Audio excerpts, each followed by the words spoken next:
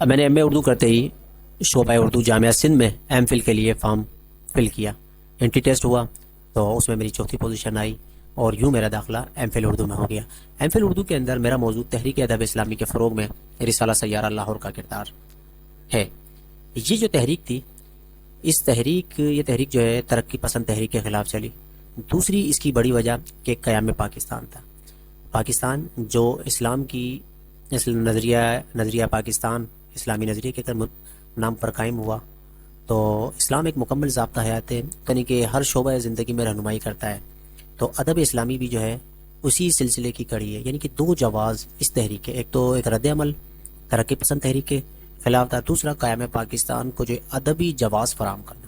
تو اس تحریک نے مؤثر کردار ادا کیا۔ چونکہ میرا موضوع براہ راست تحریک نہیں تھا، البتہ تحریک کا ایک ترجمان رسالہ سیارہ لاہور جو مولانا نعیم صدیقی نے نکالا، یہ اسی کے وطن سے 1963 میں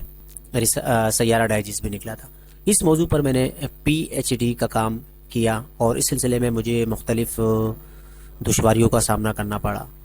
جس میں جو ہے مواد کی تلاش، پورے ملک کا سفر، خاص طور پہ سردار مسعود جھنڈی لائبریری میلسی، ضلع وہاڑی، لاہور، اسلام آباد، کراچی، ٹنڈو محمد خان، ان شہروں کے میں نے سفر کیے اور وسائل خرچ کیے، فوٹو کاپی منگوائی، اساتذہ سے مسلسل رابطے میں رہا، کمپوزنگ کے مراحل آئے، پھر منظوری کے مراحل آئے،